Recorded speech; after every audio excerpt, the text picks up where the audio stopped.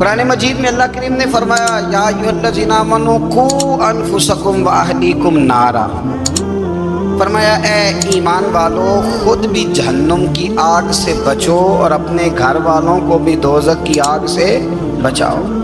خود بھی بچو اور اپنے گھر والوں کو بھی، کس کو جی؟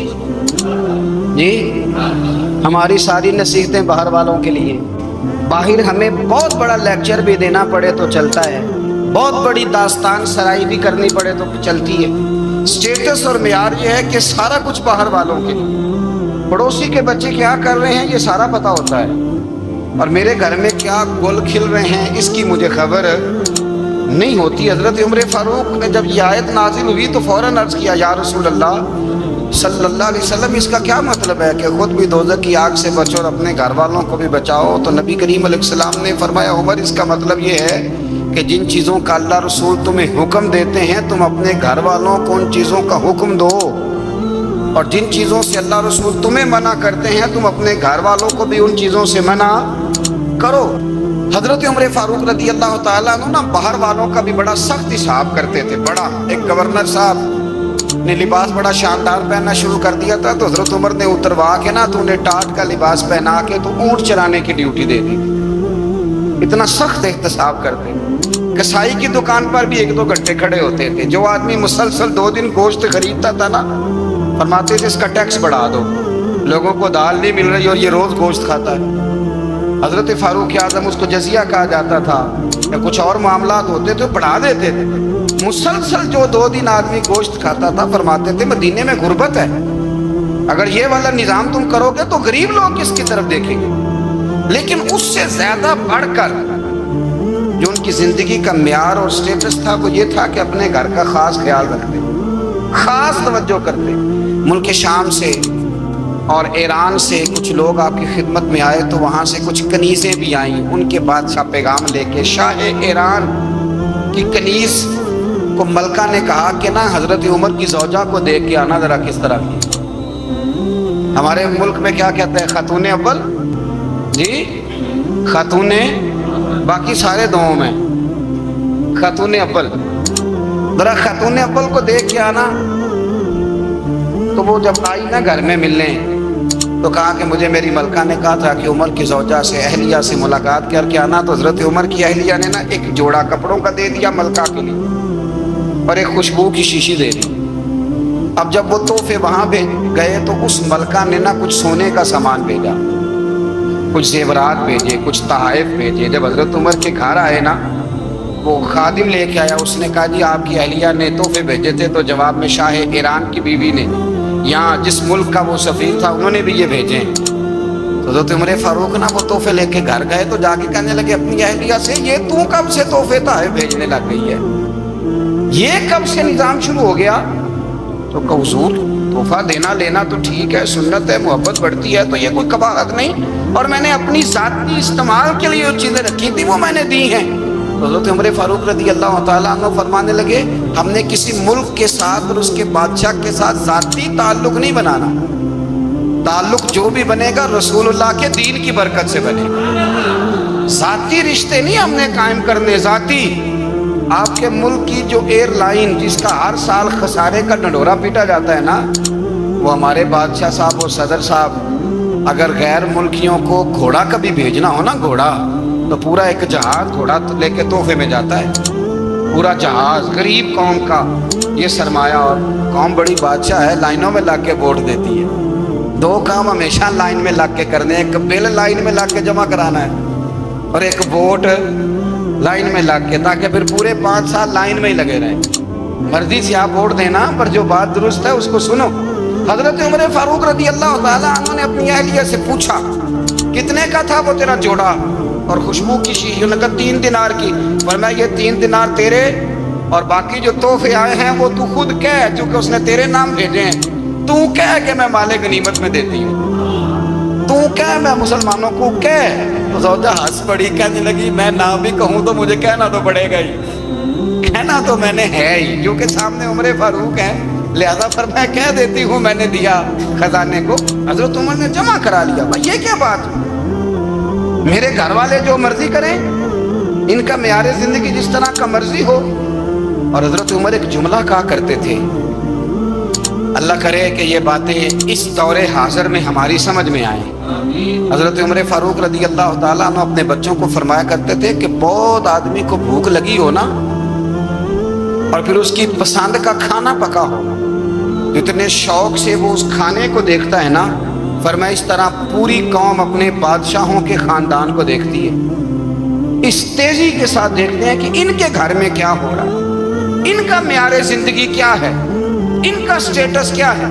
سیدنا فاروق اعظم رضی اللہ تعالیٰ عنہ نے اپنے گھر کے اندر اپنے بچوں، آپ کے بچے دونوں کاروبار کے لیے مصر گئے، تو وہاں کے گورنر صاحب نے لوگوں سے، ایک بہت بڑا قافلہ گیا مدینے سے مصر تجارت کے لیے، جاتے ہیں نا آج بھی قافلے کئی ملکوں میں، تو یہ گئے تجارت کے لیے، تو حضرت عبداللہ ابن عمر اور حضرت عبید اللہ ابن عمر، حضرت عمر کے دونوں بیٹے گئے۔ جناب عمر فاروق کے بچے جب وہاں پہنچے تو مصر کے گورنر نے نا لوگوں کو تعارف کرایا کہ یہ عمر فاروق کے بیٹے ہیں، یہ حضرت یہ چودھری کے بیٹے کو کون بتاتا ہے کہ تو چودھری کا بیٹا ہے؟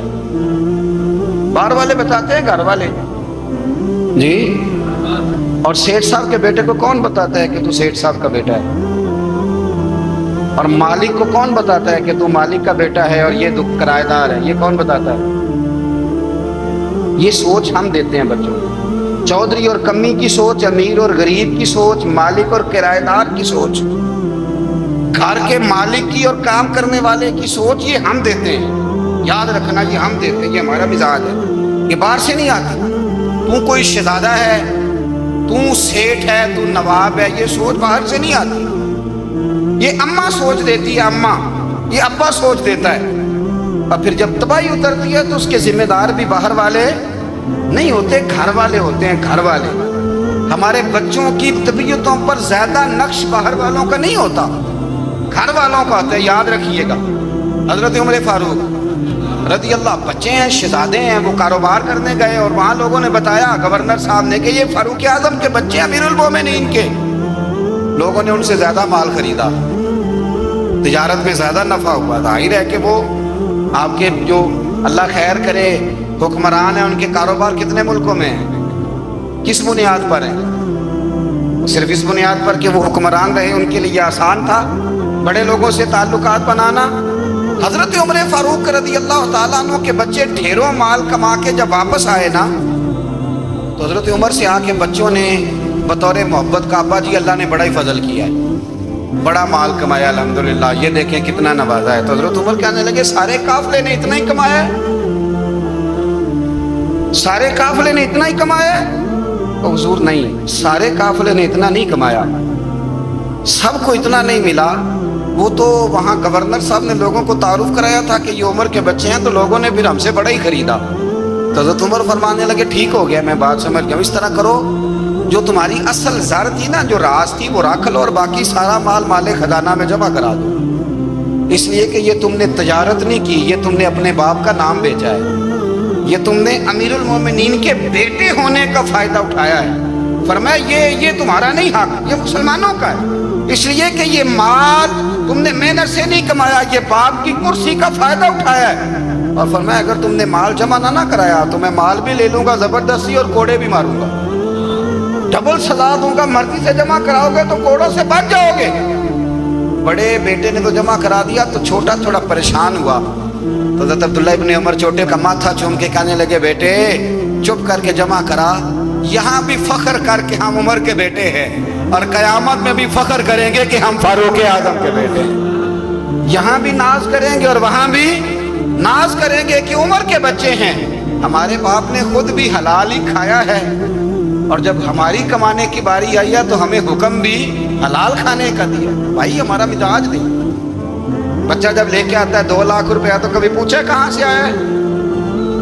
جب وہ پہلے دن غلط دوستوں کے پاس جا کے بیٹھتا ہے تو کبھی نکالا ہے گھر سے اسے؟ یہ بہت سارے خمیازے ہمیں اس لیے بھگتنے پڑتے ہیں کہ ہم ابتدا میں سوراخ بند نہیں کرتے، جب اس میں شکاف پڑ جاتا ہے، سیلاب آتا ہے تو ہمیں ہوش آتی ہے۔ حضرت عمر نے اپنے گھر میں نگرانی رکھی، کڑی نگرانی، زیادہ نماز گھر میں پڑھتے تھے حضرت عمر، نفلی نمازیں زیادہ کیوں بلا؟ بھائی یاد رکھیں کہ آپ نے اگر سجدہ کرنا ہے تو بچہ لیٹ جائے گا، وہ اسے پتا کوئی نہیں سجدہ کیا ہے۔ لیکن جب گھر میں کبھی قرآن ابا جی کھول ہی نا، جب ابا جی کا موڈ بن جائے نا لیکچر دینے کا، وہ گھر میں شروع ہو جاتے ہیں، کہتے ہیں آپ لوگ نماز نہیں پڑھتے اس لیے میرے کاروبار میں برکت کوئی نہیں، تم سویرے قرآن پاک نہیں کھولتے تو میں تباہ ہو گیا۔ تو میاں آپ نے کب گھر میں قرآن پاک کھولا تھا؟ آپ نے کب نماز پڑھی؟ آپ نے کب گھر کے اندر اللہ رسول کا ذکر کیا تھا؟ آپ نے کب حدیث چھیڑی؟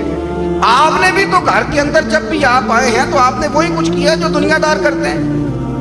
آپ بھی تو اپنا موبائل لے کے الگ کونے میں بیٹھ گئے، آپ نے بھی تو کہا ہے کہ اب تمہارے چینل ختم، اب میری مرضی والا چلے گا۔ تو جو آپ نے کیا ہے بچے بھی وہی کام کریں گے۔ آپ نے بھی گپ شپ لگائی ہے تو وہ بھی لگا رہے ہیں۔ یہ سمجھ لیں جو کام آپ کریں گے آپ اپنے بچوں کی سیرت میں اس کا جلوہ دیکھ لیں گے۔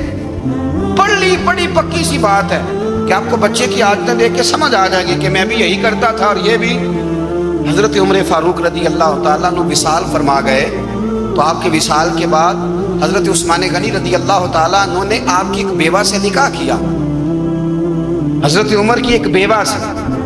جب وہ آپ کے نکاح میں آئی تو کہنے لگی حضرت عثمان غنی سے کہ حضور نہ تو میں خوبصورت ہوں اور نہ میں جوان ہوں، نہ آپ کی کوئی خدمت کر سکتی، میرے ساتھ نکاح کرنا سمجھ میں نہیں آیا۔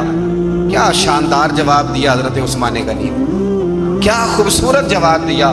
فرمانے لگے میں نے اس لیے نکاح نہیں کیا کہ مجھے تمہارے حسن سے دلچسپی تھی یا تمہاری خدمت کی ضرورت تھی، میں نے تو اس لیے نکاح کیا ہے کہ مجھے بتاؤ عمر فاروق گھر کے اندر اپنے رب کی عبادت کس طرح کرتے تھے، وہ قرآن پاک کس طرح پڑھتے تھے، وہ رویا کیسے کرتے تھے، استغفار کا طریقہ کیا، کس وقت کس انداز میں وہ اپنے رب کو یاد کرتے تھے۔ اس لیے کہ عمر کئی دفعہ گھر سے آتا تھا تو میں اس کے چہرے پر نور دیکھا کرتا تھا، میں روشنی دیکھتا تھا، ایک معیار دیکھتا تھا۔ نکاح اس لیے کیا ہے کہ مجھے عمر کی جو گھر کے اندر کی عبادت ہے اس سے آگاہ کرو، تاکہ عثمان غنی بھی چاہتے ہیں اس طرح کے عمل کرو جس طرح کہ عمر فاروق کر کے گئے ہیں۔ بھائی جب تک ہم اپنے گھر میں وہ توجہ نہیں دیں گے، وہ مزاج دیکھیں نا، ہمارے گھروں میں جب نقشہ پاس ہوتا ہے تو ٹی وی لان بھی اس میں ہوتا ہے، ڈرائنگ روم بھی ہوتا ہے، نماز کی جگہ بھی ہوتی ہے نقشے میں۔ صحابہ جب گھر بناتے تھے تو ایک مسجد بیت کا نقشہ پاس کرتے تھے، ذہن میں رکھتے تھے کہ یہ کونا نماز کے لیے، وہاں جوتے لے کے کوئی نہیں جائے گا، وہاں نماز پڑھی جاتی تھی، عورتیں وہاں اعتکاف کرتی تھیں۔ ٹی وی لان تو آ گیا ہے اور گھر کے اندر ٹی وی رکھنے کے لیے تو ایک کمرہ الگ سے بنا دیا گیا ہے، اور اب جو نئے نقشے پاس ہو رہے ہیں اس کے اندر گھروں کے اندر جگہ بنائی گئی ہے جہاں کمپیوٹر رکھے جائیں، اور بچوں کے لیے وائرنگ ہوگی نیچے تاکہ انہیں کوئی مشکل درپیش نہ ہو۔ یہ ساری چیزیں ہم نے نہانے کے لیے گھروں کے اندر اتنے بڑے واش روم بنائے ہیں کہ لگتا یہ ہے کہ سوائے نہانے کے اور کام ہی نہیں کوئی گھر میں ہوگا، ہر چیز آ گئی۔ اور اللہ کرے کوئی تفسیر بھی ٹیبل پہ پڑی نظر آئے، کوئی حدیث کی کتاب بھی ٹیبل پہ پڑی نظر آئے۔ اللہ کرے کہ جس طرح ابا لطیفہ سن کے آتا ہے تو جب تک سنا نہ لے اسے ہضم نہیں ہوتا، اللہ کرے کہ وہ جمعے میں بیان سن کے جائے تو اس کا بھی دل کرے میں اپنے بچوں کو سناؤں۔ وہ نبی پاک کی کوئی حدیث کہیں سے سنے تو گھر جا کے سنائے۔ جب تک یہ معیار نہیں بنتا آپ کیسے توقع کرتے ہیں کہ گھر کے اندر اللہ کی رحمت نازل ہوں؟ آپ یہ کیسے توقع کرتے ہیں کہ گھر کے اندر وہ معیار اور وہ مزاج بنے گا؟ حضرت عمر فاروق نے ذاتی زندگی پر جو توجہ دی، گھر والوں کے معیار پر جو توجہ دی حضرت عمر فاروق رضی اللہ تعالیٰ عنہ نے، وہ بھی بڑی دیدنی ہے۔ حضرت ابو موسیٰ اشعری کو نا آپ نے وزیر خزانہ بنایا، وزیر خزانہ۔ تو حضرت ابو موسیٰ اشعری کہتے ہیں کہ حضرت عمر کو شے خزانے میں رہنے تو دیتے نہیں تھے۔ ایک دن میں صفائی کر رہا تھا اس کمرے کی جس میں خزانہ رہتا تھا۔ ہمارے تو ملک میں جو جاتا ہے وہ صفائی کر کے ہی جاتا ہے، اللہ خیر کرے۔ اور خیر معیار بدلتا ہے، جو پچھلی حکومت ہوتی ہے وہ قرضہ اٹھاتی ہے، وہ باہر سے جاتی ہے تو قرضہ لے کے آتی ہے، اور جو نہیں آتی ہے وہ کہتی ہے ہمیں پیکج مل گیا ہے، وہ قرضہ نہیں اٹھاتے۔ ان کو کیا ملتا ہے؟ یعنی پچھلی نے قرضہ لیا تھا اور ہم نے، واہ جی واہ کیا خوبصورت انداز ہے، اس کا نام بدل کے نا انہوں نے قرضہ لیا تھا اور ہم نے، میں کہا بڑے شاندار سیانے بندے ہو گئے۔ اور اللہ تعالیٰ خیر فرمائے، ہمارے جو بڑے شاندار قسم کے دوست ہیں نا، شاندار جن کا ادب سے نام لیتے ہیں، وہ عرب کے بادشاہ ہیں۔ ہم تو عرب خالی کہتے بھی نہیں، عرب شریف کہتے ہیں، عرب شریف۔ انہوں نے پتہ کیا کیا ہے؟ انہوں نے اس طرح کیا ہے کہ جو کشمیریوں کا قاتل تھا نا اس کے گلے میں میڈل ڈال دیا. وہ یہی کام وہ کرتے رہتے. انہوں نے پہلے انہیں بلا کے مندر بھی بنوائے تھے. ہمیں کوئی شکوہ نہیں, ان کی زمین ہے, اللہ تعالیٰ توفیق عطا کرنے والا ہے. پر خیال یہ تھا کہ چلو کشمیریوں کے زخموں پر نمک نہ چھڑکتے, 2 مہینے انتظار کر لیتے, کچھ حالات سنور جاتے, کچھ تھوڑا انتظار. ہیں ہمارے دوست, ہمارے وزیر اعظم صاحب جب جاتے ہیں تو وہ پھولوں کا ہار ڈالتے ہیں ہمارے دوست.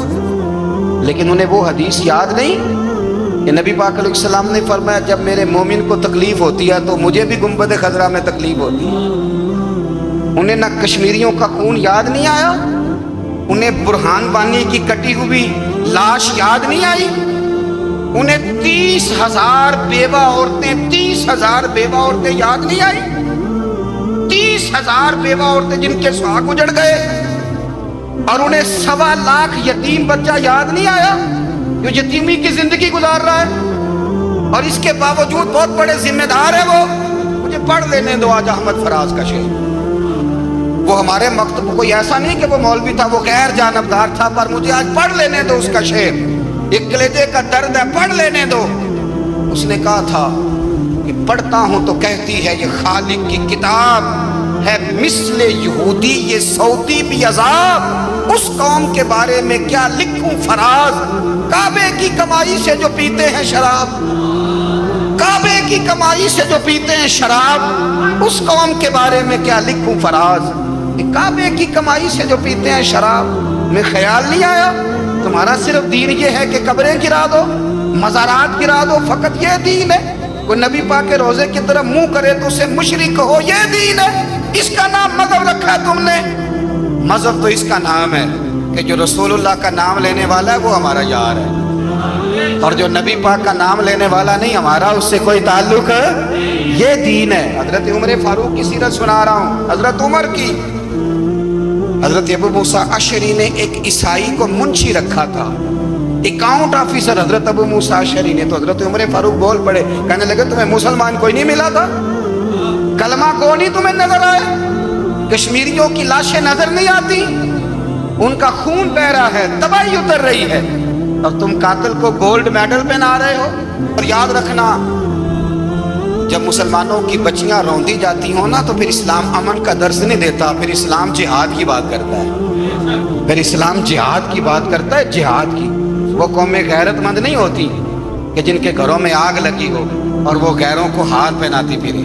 اللہ کا کچھ خوف کرو, زندگی مختصر ہے. دبئی میں کتنے رہے اور کتنے چلے گئے. خدا را کچھ خدا تم سے اچھے تو وہ نیو یارک کے رائٹر ہیں جو کم از کم اپنے کالموں میں کشمیر کی بات کرتے ہیں. تم سے اچھا برطانیہ کا وہ شخص ہے جو کم از کم BBC لندن پہ رپورٹ جاری کرتا ہے تو کہتا ہے کشمیر پہ ظلم ہو رہا ہے. تم سے تو وہ اچھے رہ گئے. تم نے بات کرنا تو دور کی بات, تم نے دشمنوں کے گلے میں ہار پہنانے شروع کر دیے. کل جب پوچھیں گے بلا کے تم کو اپنے سامنے, کیا جواب جرم دو گے تم خدا کے سامنے. بڑی تکلیف ہوئی, بڑی تکلیف ہوئی. وہ نا منصور حلاج کو پھانسی دی جا رہی, حضرت جنید بغدادی بھی آ کے دیکھنے لگے. تو منصور حلاج کہنے لگے بابا سارا زمانہ دیکھے پر تو نہ دیکھ. سارا زمانہ تماشا دیکھے, انہیں تو پتا کوئی نہیں نا, تو نہ دیکھ. عرب شریف والو, ٹرمپ اسے انعام دیتا تو تکلیف کوئی نہیں تھی, ملکہ وکٹوریا اسے انعام دیتی تو تکلیف کوئی نہیں تھی, پر تم تو نہ ایسا کرتے. تم تو اپنے تھے, تم تو کلمہ گو تھے, تم تو یہ ظلم نہ کرتے, تم تو یہ حرکت نہ کرتے. میں کہتا ہوں ٹھہر ہی جاتے, جانا نہیں دنیا سے, اللہ کی حضور حاضر نہیں ہونا. جب رسول اللہ قبر میں آئیں گے تو کیا جواب دو گے؟ خدا را حضور نے فرمایا تھا گناہ روک نہیں سکتے تو دل میں ہی برا جان لو. ذالک اضعف الایمان, یہ کمزور ایمان ہے. کم از کم اتنی حد تک تو آ جاؤ, دشمن سے گلے تو نہ ملو. خدا را سمجھے ہمارا پہلا تعارف یہ ہے کہ ہم رسول اللہ کے غلام ہیں. اقبال نے کہا تھا وطن کا بت نہ بنانا, وطن کو بت نہ بنانا.